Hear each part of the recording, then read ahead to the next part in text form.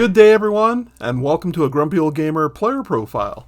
This week, we're talking with Mike P here, old friend of mine, but he's very active on our page and our forums, and we want to have him come in and just chat about video games.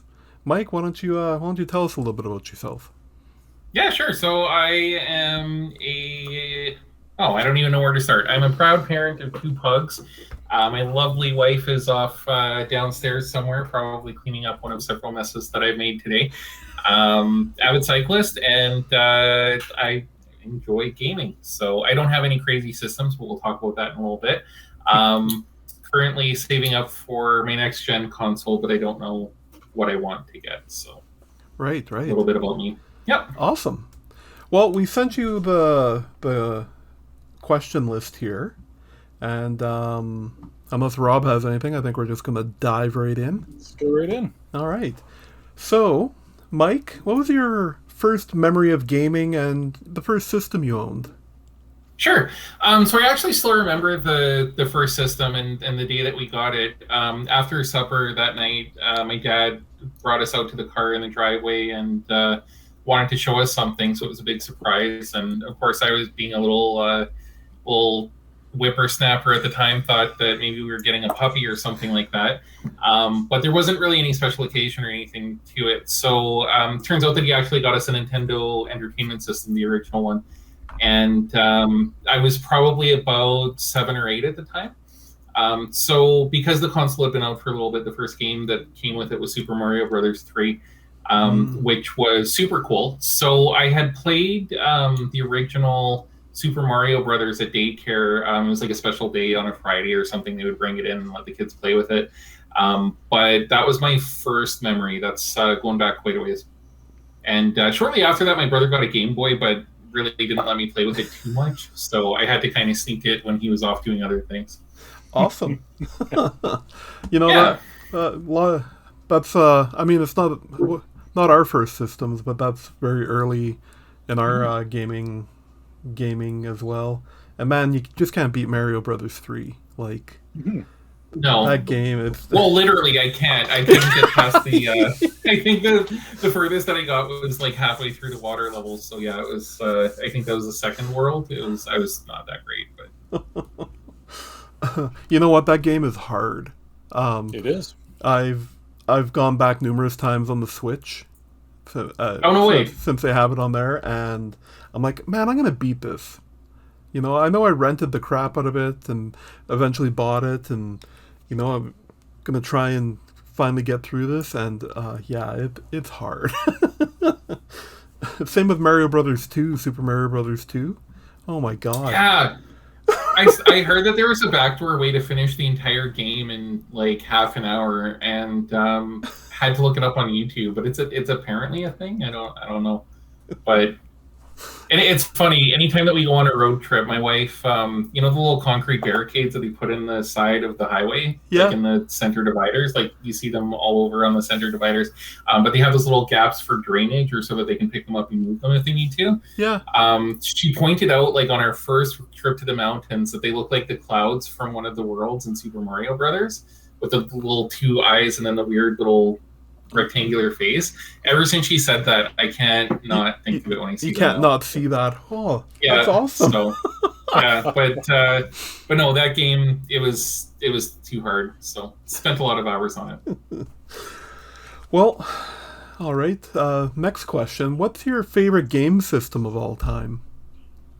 Yeah, so overall, because of how new it was at the time, I had a really cool quad core gaming desktop that I got in around 2012. It was I don't even remember where I bought it. CompuSmart, I think. Yeah, the CompuSmart in the West End. But it was like the top of the line computer that they had. I had the protection plan on it and had. I'm not proud to admit this, but at the time I financed it. But it was my first experience with Modern Warfare. I had NHL on it, which is great, and it's where I really got into StarCraft 2, which I still play to this day. I still go in there and I kind of go through, a little bit of lulls, but that system was just amazing. And it's not often, like, we weren't super like upper class or anything as a kid, so we always had systems that were a few years older, or we had to get older games. But this thing could play anything out there, and it was a lot of fun. I had a lot of fun and spent a lot of time on that one. I found out recently, though, that I thought that I was just terrible at first-person shooters, but I think it's the keyboard and mouse setup. Because I've started playing Modern Warfare, or Cold War, rather, on PS4, and I'm actually getting really good at it. So I think the computer mouse keyboard thing was not the ideal setup for it. But NHL, still, the moves that you could pull on that was something else. So yeah, it's good. Sorry for the little beep bop there. I got the text message. No problem.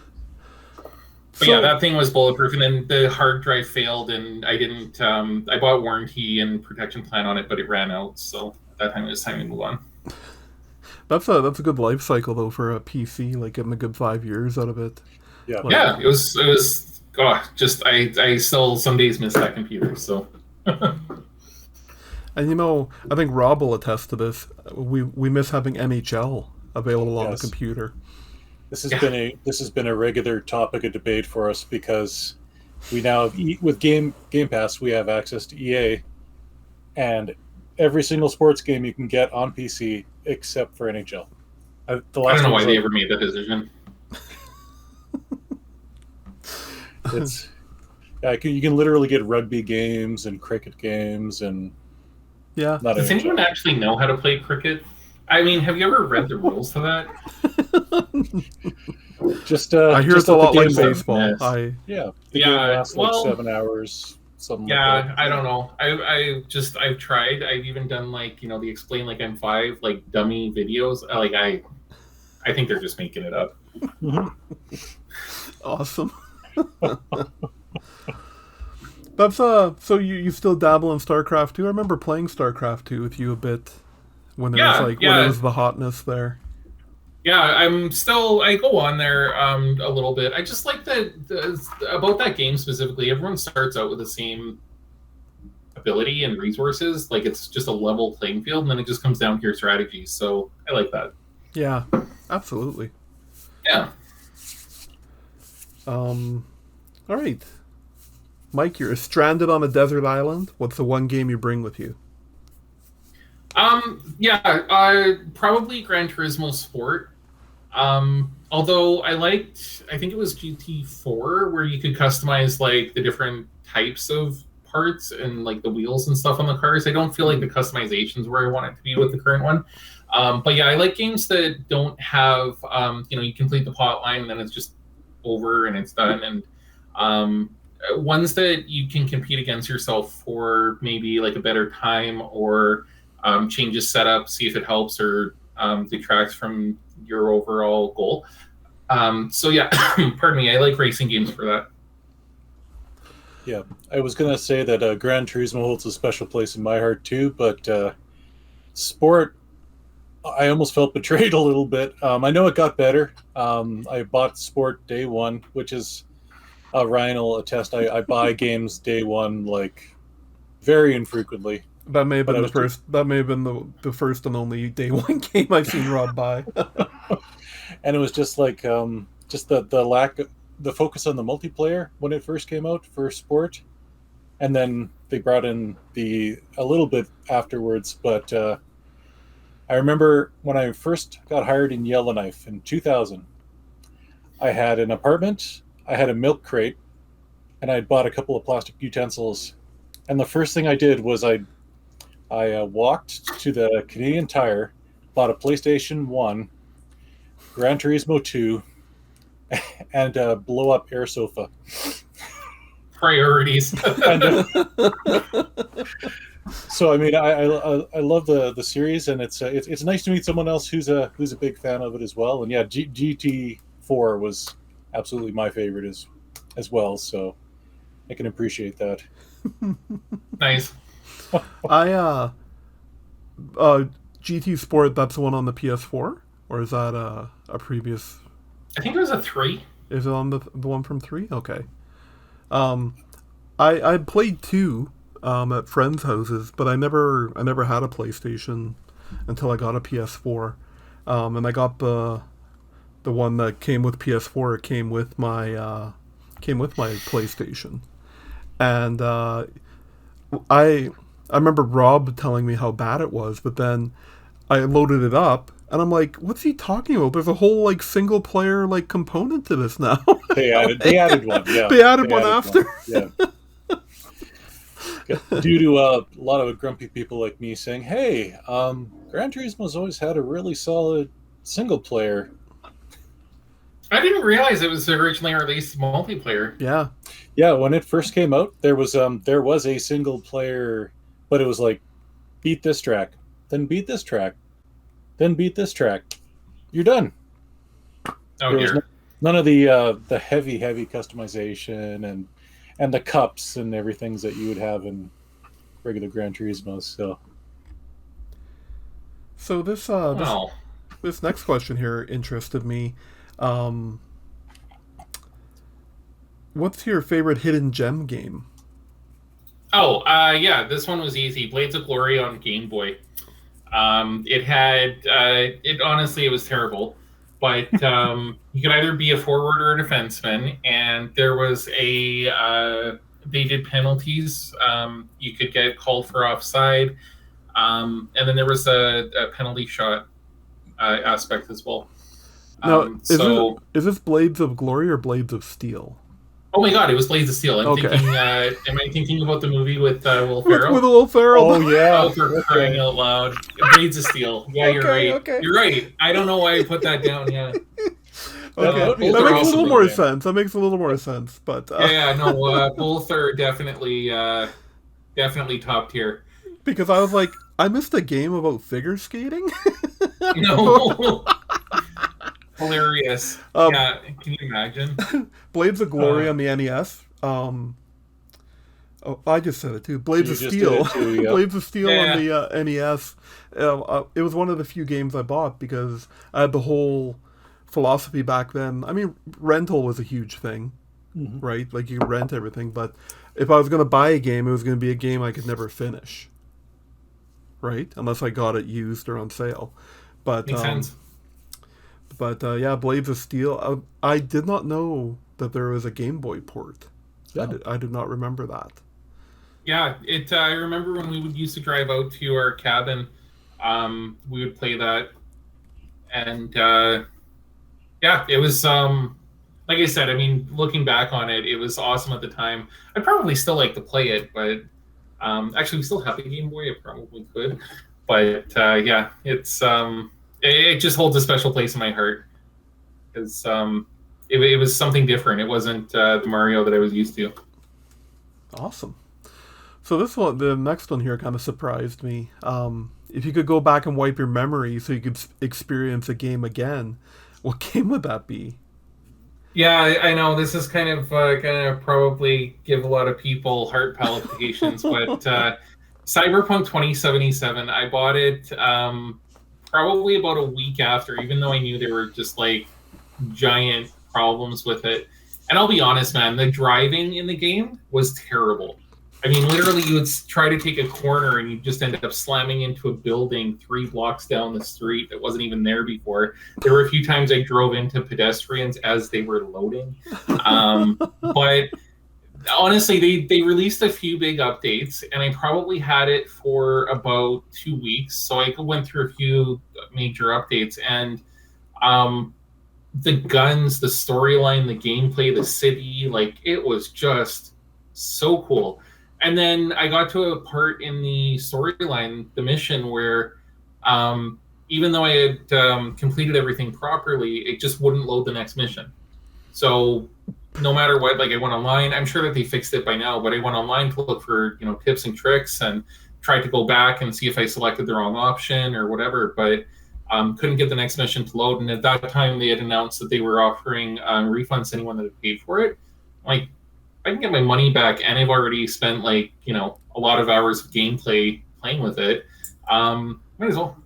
So I don't know if I should admit that. My mom was probably like, Michael, that's stealing. But yeah, I couldn't. I paid for the full game, Mom. Couldn't get through it, so I took my refund on it. But no, that game was super cool. So I hope they figure it out. I don't know where it's at now.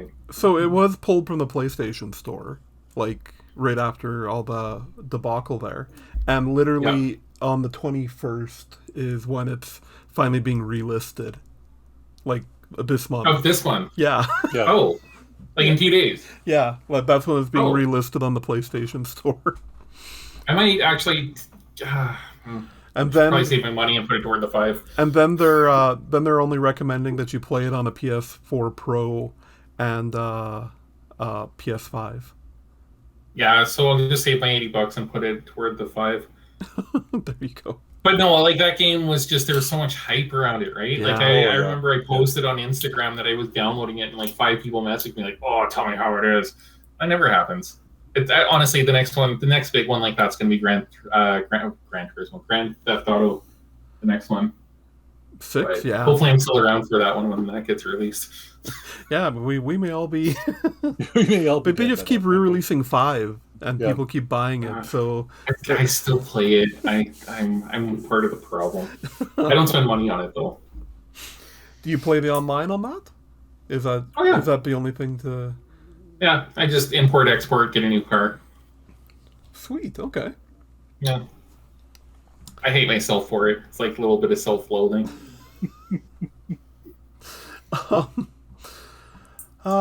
What's your favorite video game character?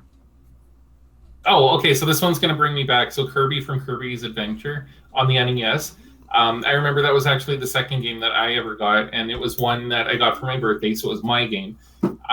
But just the diversity of the character, right? Like he could be little like powder puff or like, shoot little lightning balls and stuff. I don't know. It was cool. And yeah, the gameplay was fun, and the games and the challenges that you had to beat to get to the next level were really cool.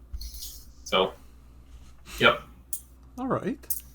Oh, and then there was what was it, Fury 3, where you're like a fighter jet. It was on NES, and it was terrible. It was like, do you remember like in the airport they always used to have that one that like moved when you were like, you'd sit in it and you're a fighter jet, and it literally just has like the 2 afterburners of an F-14. You do like strafing runs and stuff. Isn't that Afterburner? Yeah, I was gonna say, is that Yeah. after Sega Yes, Afterburner. Yeah. So it was like that, but crappier, and for NES. Okay. Yeah. Oh, God, Afterburner. That's the one. Yeah. I used to love that thing. Like, Oh, Just- seriously, that was just the coolest. Like you a- see one of those sitting in the corner? it just Yep. tipped you like, like, I don't know, like not even 45 degrees, but man, it sure felt like you were mm-hmm. flying. Oh, yeah. Yeah. You guys are sparking a passion here. I'm going to spend some money. We've getting done our Afterburner job. console in my house. Oh, please send pics if you do that. Oh, gosh. What's the first video game that wowed you? Like, had you thinking that it's never going to get better than this? Honestly, I mentioned this one earlier, but StarCraft 2, only because everyone has the same ability to succeed in that game. And I mean, there have been some where, like, literally we're both competing for the last mineral base, and, like, our armies are just decimated, and we're sending probes out to kill each other. And, yeah, I've had games, like, I still probably somewhere on my Google Drive have the screenshots of the graphs where, like, they're decimating me, but they didn't attack because they were trying to, like, defend, and that gave me time to build up the army. So, like, we're going back and forth. I think that's really cool. Yeah, so that's the one. Okay, you're Yeah. sparking a passion in me. I want to reinstall that and play Oh, some. here. Yeah, Oh, like, that's another game I keep meaning to go back and finish a campaign, because I bought the Yeah. game and all the expansions for it, but I haven't even finished the first one fully. Like, just well, and the campaigns always had stuff that you couldn't get in multiplayer, yeah, which I thought was pretty cool, because usually it's the other way around. absolutely right. Yeah. So, what's a guilty pleasure? Oh, again, we already gaming. talked about this, but definitely Grand Theft Auto. I remember there have been nights where, like, my wife's coming down, she's just, talking to me while I'm playing and stuff, and she's like, "Don't hit them with the car. They didn't do anything to you." I'm like, Grace, ones and zeros, man. Like, this is just like, they do not exist. And she's like, but, well, why are you robbing him? He was nice. Don't shoot him. He was nice. Don't, just take his money and run. You just ruined his day there, Michael. Like, okay, all right, thanks, honey. But yeah, sometimes you just need to, break into an army base and steal a tank and have some fun, It's a ridiculous game. They're not trying to be anything else. But my gosh, they need to release a new one. Yeah. Like, just stop. They're just bouncing that ball down the road so far. I remember, so I've been with my current company 7 years. And when I started the previous job before the current one that I'm in right now, it was a big deal for me to get that game. Mhm. Like, I don't even know. That was, 9 years ago now? Like, come on. Yeah, it was 7, on the 8? PlayStation 3, then it was on the PlayStation 4, Yeah. now it's on PlayStation 5. So, Well, and I was looking to see when the next one gets released, and I saw some YouTube videos that they released, like, trailers, and they look real. But then, for some reason, they were splicing in scenes from other gaming trailers. Like, it had some Modern Warfare stuff in there from their trailer, and I'm just like, okay, someone made this in their basement. yeah. So yeah, GTA 5 came out September 17th, 2013. That sounds about right. Yeah, so when we talk about guilty pleasure, I'm embarrassed that I still play that because I'm part of the problem. So My shame, I'm gonna call it, is I've played exactly 1 hour of a Grand Theft Auto game, and that was GTA Ever? 5. Yeah. Oh, I didn't. I only got back into console gaming with the PS4. Before that, it was either my Nintendo consoles or PC, and I never. So I missed it. Like, I've been going back and playing all these games that I missed out on, and that's one of them. That one seems overwhelming though. Like to do. oh, you can lose yourself in it. Yeah. So Well, the economy now versus when they started. Like, I remember some of the expensive cars were 100,000, and now you can spend 4 million for like a Volkswagen Beetle with a machine gun attached to it. Like, okay, yeah. Is the online world in GTA 5 or Grand Theft Auto Online or whatever it's called, is it as bad as I imagine it, or is it? Oh, dude, you can work on a mission for half an hour, and then you're getting the car back, or you're getting like just to the like very end of completion, and there's someone waiting at your apartment that just blows up everything you stole, and it's done.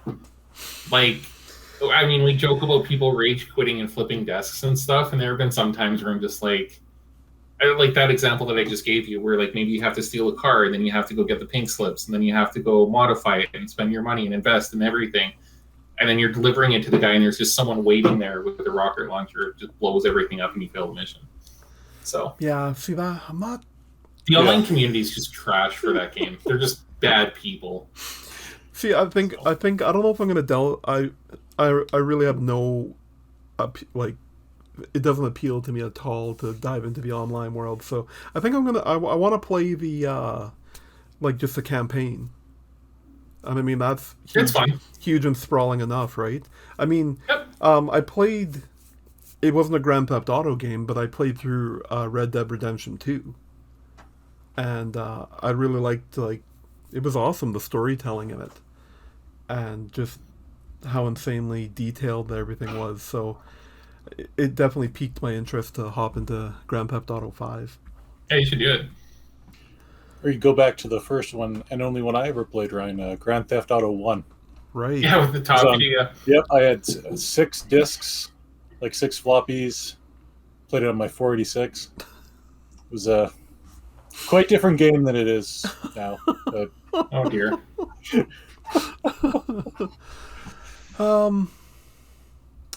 So what video game genre or trend or anything like that? What about video games don't you get right now? Or ever? Yeah, just like the fantasy games. I don't know. It's just never really done it. Like the what is that game where it's huge? The map is huge on it. Like The Witcher. And I don't know. I like modern stuff. Give me some cool cars, technologies, laser guns, stuff like that. Right, But yeah, the period ones are the medieval timeline. Assassin's Creed even. Although that one I'm starting to get a little bit curious about because I've heard like some really good things about it. But yeah, that's kind of where I'm at. I like the futuristic ones, or at least current day. Like Modern Warfare is cool. StarCraft set in the future, space, science fiction, but not fantasy. right. So the only Assassin's Creed I've personally played is Origins, and that's I guess where they kind of reset the whole thing, and turned it into a just your typical single player, like what would you call that, Rob? Like just where you're just going out doing quests. It's like Grand Theft Auto, like the Grand Theft Auto style, where you're following a storyline. It's a totally open world, but you do your main quests, your side quests. Sure. Yeah, I really enjoyed it, and like we talk about our backlog a lot because it's a huge problem. Yeah. As we're getting older, we're Yeah. not getting enough fiber. The Yeah, not backlog enough is fiber. Yeah. Oh dear. But yeah, I've been wanting to play Assassin's Creed Odyssey but I really enjoyed like that's something I didn't find I experienced much playing PC. Were these single player like adventure like type games, right? Like I just never sought them out or anything. So, yeah, you know what? Like I would give Origins my stamp of approval. Nice. I'm googling it now. Yeah. I'm not a fan of stealth games, and from what I've heard, like pretty much leading up to Origins, that's what it was really mostly about, was like being very stealthy. But this one, you can get the crazy stuff happening where, you suddenly pull like 5 groups of guys, but you're gonna take them all on anyways, and Nice. no stealth happening there. Nice. Yeah. Just tomahawk to the face. Hello. But really getting into single player games in the last like 3 or 4 years here, I thought Witcher was exquisite, like for just the way it's laid out, but I mean I like the fantasy stuff, but it's I noticed you put it here. Anything with zombies is a hard pass, eh? Oh, movies, books, like anything, I'm out. Yeah, I just can't. We made Rob play for charity. I can appreciate that. He played an hour of Resident Evil 7 for us. No. Well, we live streamed it. I remember getting was like awful. I think the first Resident Evil that came out, and again probably on like the original, I don't know, Nintendo or PlayStation, but it was hard. And like I remember playing it in the dark on like a Friday night, and like I was just no. Yep. And Silent Hill also same deal. Yep. Yeah. Yep. No sleeping in the Pavian household. No. Well, no, that comes the next afternoon. Yeah. So, we're the grumpy old gamers. What makes you grumpy in gaming right now, Mike? Oh, chat. I honestly, the first thing I do when I get a new console, new game, is I just turn all of those functions off. There was one adorable kid that was like 8 years old that like got 20 minutes to play when his brother was doing the dishes or something, and then you can hear his brother like, "Hey, your time's up. Give me back the controller." And like he was trying to like be helpful and tell me little tips about stuff, and it was really cute. It was the one adorable interaction I've ever had. But everyone else is just like, talking about my family, and they're just not adding value or telling me how terrible I am. And I had one guy, and I'm not making this up, I beat him 11-1 in NHL, and he kept complaining about my defensive strategy. And I'm like, dude, you had 4 shots the entire game. Why would I take advice from you? I'm done. And like, I can't, right? Like, no one is adding value. No one's telling you helpful tips. They're not like, I used to do the same mistake. Here, let me help you. No, like it brings out the worst in people. And I don't know what it is about that. It's like Twitter, but you can hear them. I don't know. I'm just not into it. So yes, people that chat. I absolutely agree. Yep, 100%. People are awful. Yeah. Except the people watching this show right now. Yeah. Oh, I mean, You guys are- no. you guys If are we amazing. plan it and I know you, absolutely, 100%. Let's chat it up. But yeah, no, chatting gaming, yeah, it's trash. Yeah. And yeah, I don't need to hear it. I don't need to hear I'm bad at video games. Yeah, we know. we We know. know. Our Yeah. best years are behind us. Exactly.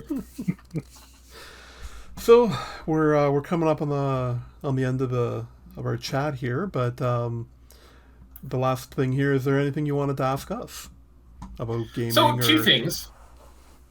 Oh, sorry, I was so excited that no. I cut you off. How rude. Okay, so two things. The first one is that I think the one that I'm interested in is the cheapest way to get into Flight Simulator. I don't care about the console or PC or whatever. Probably something with like some sort of flight control, because honestly, from what I've seen, like to click through the cockpit on a mouse and like, you know, you're going to have to do that regardless, but to actually have like a flight stick, and the costs have come down a lot by the looks of it. So the cheapest way to get into Flight Simulator, I think, would be really cool to know. And then also, where do you guys see gaming going in the next 5 years? Because I don't know if it's just me, but I feel like the technology is moving a lot faster in terms of like the peripherals and the additional stuff that you can get, and the cost is coming down as a result. Just wanted to hear what your thoughts are on that. I remember I spent $800 on a PS2, so the fact that we can get a 5 for about, you know, $500 all these years later, I think is pretty cool. But yeah, those would be my two questions. So cheapest way to get into Flight Simulator, where do you see gaming going in 5 years? Okay. How about you want me to do Flight Simulator? You do the 5 years then? Or? Sure. Or we can both. You could take the lead on this one, Rob, but I'll interject when I. Sure. Well, Flight Simulator is I played quite a bit of it on my PC. Right now, because you can't buy a video card that isn't scalped, the Xbox will definitely be the best way to do it. And supposedly it's going to be a Game Pass game for X, or is it already, Ryan? They announced it in the E3? Yeah, no, it's coming to the X. Yeah. Yeah, that would be what I would say. X's are hard to get. Video cards are impossible. So so definitely the best way. And even if you have, like on my PC here, it's a fairly good one. I got a 5700 XT and a Ryzen 5 3600. It's a slideshow at 4K. Flight Simulator just eats computers for breakfast. You can bring the resolution down, but if you're bringing the resolution down, playing it on console is going to be the same sort of deal. And like I said, the X's, you can already get a Series X if you are trying. So, and with it coming to Game Pass in a little bit here, that would definitely be the way I would say it. Cool. Yeah. So I fell down a rabbit hole the other day because you sent me a picture of that flight. What was it, like a chassis or something you said? Yeah, like... well, and it's interesting because at first I thought it was like the racing wheel and the pedals and everything and the gear shifter, but I think I just sent you a chair. Yeah, which like I can do that on my own. But so that's probably why the price was so low.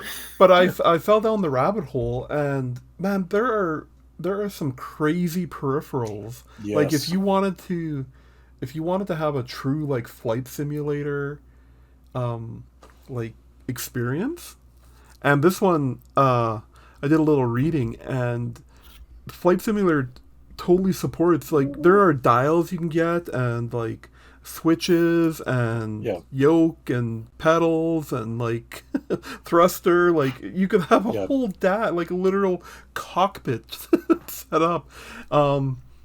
Now I did see that there is one coming for the Series X. There is a Belkin one coming out, but right now, like, if you wanted to experience that stuff, I think it's only on. Well, it would only be on PC. That's true. That is very true. If you want to get the hyper realistic setup, yeah, it would be PC. I'm leery of the hyper realistic dollars. That's the thing. Like these like they were between like 100 to like I saw the one dial setup was $300. Like, wow, you really gotta love. But on the other hand, that game is pretty breathtaking. It absolutely is. And the fact you can do like the live weather and like just nuts. Yeah. Yeah. It's so the cheapest way to get into it is coming soon to Series X, and you will be able to play it on your controller that way. Cool. That is right. absolutely the cheapest way. The best way would be to get a new PC. Yep. Yeah, right. And probably a divorce. Yeah. Fair enough. Okay. And what about where you guys see gaming going in the next 5 years? Like, if we fast forward, I guess, to 2026, what are we? What's the new rage? Whew. So, we talk about it a lot. Right now, I honestly think Microsoft is kind of spearheading where things are going to be going. They're already doing the Netflix of gaming with their Game Pass, and we can't speak enough good about it right now. It's awesome. Like, for the one low price a month, you get all the Microsoft games day and date, and you can play them on PC or Xbox. Or, there's a couple here and there that don't cross over. Hockey. Yeah, hockey. But honestly, the next generation or what I should say is, I don't see there actually being a next generation of console. Like, I think we'll be buying whatever brand of gaming box we want, hooked up, or it's built into our TVs already, or you're playing it on your PC. That'd be exciting. Yeah, like with all the streaming technology and everything, but Microsoft said that's where they're going next with their xCloud. They want to put xCloud on people's TVs like Netflix is, like on the smart TVs, and with their technology and what Google did with Stadia. I gotta mention not a great example. Yeah, not a great example, but what they did, like, I think we'll be buying, like, right now we buy a digital copy of a game, but I honestly think it'll be you'll just subscribe to Microsoft. I mean, Ubisoft already has a pretty awesome system that I'm actually surprised, like, on PC, it's great. Like, one monthly price, and you have access to their entire library. On PC right now, yeah, and all their games are day and date on there too. And the only streaming service that takes advantage of it right now is the Amazon Amazon Luna. Is that what it's called? It's Luna, yeah. So Amazon has a streaming gaming service too, which nobody knows about. Yeah, which no one knows about, but it's actually pretty good. You can actually get the Ubisoft streaming service on it. Oh shoot! Yeah, and like we've been kind of predicting that Ubisoft's Connect, I think it's called, is going to show up on one of the major systems. Like, they're going to side with either PlayStation, or they're going to side with Microsoft, and it's going to be part of that environment, that ecosystem. So, honestly, I honestly wonder if there will be a next gen of console, or if it's just going to be the PC-ification of gaming. That's interesting, because for so long it's been moving away from that. Yeah. But just with the fact that, like, physical media is dying, like, there's no other way to put it, and it it's hard. It gets harder and harder to make sense of dishing out $80 for a new game right now, to just own the rights to it. You don't actually hold anything in your hand that says, here's the game I bought. You've just bought the rights to it. And with the shutting down of the PlayStation 3 store a few months ago, or when they announced they were going to do that, people started losing their minds. Yep. They just heard that they were shutting the store down. They didn't hear the fact that you'd still be able to go and download everything that you've bought previously. But okay. it still brought all this up where you're like, whoa, I have a whole library of games on my PS3, and you're just going to shut the store down and I won't be able to do anything with it anymore? What's up with that? Like, Oh, there would have been, yeah. I would imagine people would lose their mind. Yeah. So it's going to be interesting to see how everything folds out here. I mean, I say there won't be a console, but I know Microsoft and PlayStation like money, and so they will have their own console to put out for the next generation, but it won't be as required of a thing, I think, as it is now. That's a really good insight. I didn't even know that Amazon Luna existed, but I'm going to have to check that out. Yeah. Yeah, it's funny because they haven't rolled it into Prime Gaming yet. Like it's its own thing, but it might still be in beta. That's probably it, right? Maybe that might be why. I agree a lot with what Ryan is saying about the streaming. We talk about xCloud and the fact it's getting near Series X quality already. I'm going to say one more generation of consoles though, just for a couple of reasons. And I mean, I could be totally wrong on it too. Is streaming, the bandwidth, especially in America, they just don't have. Mm-hmm. Like in Canada, we're pretty spoiled that we have an awful lot. Like if you're anywhere near a major center, you can get a gig. But there's like giant sections of states where they get 5, maybe 10 from like some ADSL connection or now Starlink might change that, but seeing how that's going. The other thing is Nintendo. Nintendo's kind of like dipping the toe in the streaming a little bit, but they're always doing their own thing when it comes, like they still make physical media. They'll probably still go with download codes because I know Ryan has seen this a lot. He's more of a Switch guy than I am, but you buy the case and the case has a download code and no game in it. And it's getting to be more and more because and I think the thing that I personally am scared for, like being a fan of video game history, is the preservation of this generation is going to be like all the way up from like Atari, like the Magnavox Odyssey, even going.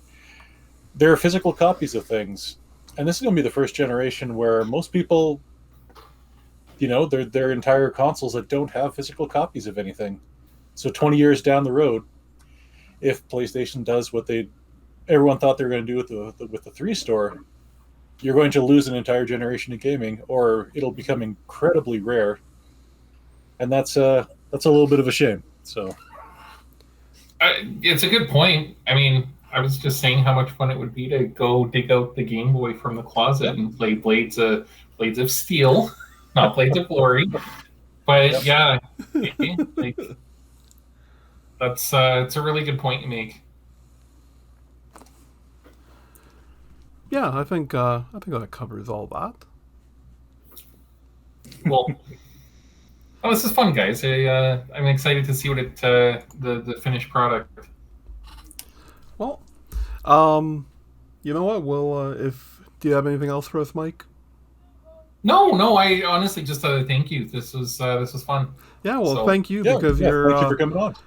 Thank you for coming on, and thank you for being one of our, our active members on the forum and the page there. We always look forward to interacting with everybody, and this is something we wanted to do, to reach out. We've had the page up for almost 2 years now, and yeah.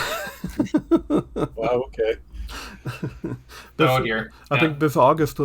It's August. I think we started this endeavor, and we started the page in August, and then the podcast soon after. But yeah, you've been there right from the beginning and always contributing and stuff. So we want to reach out to our members that do this, and for everyone who is checking us out, we're going to be doing a few more of these in the coming weeks here. So check them out. Cool. Yeah, well, thanks again for the opportunity, and I look forward to seeing it. If you can do anything with this, that'd be great. I'm not going to lie, I woke up from a couch nap. Just slid right in there.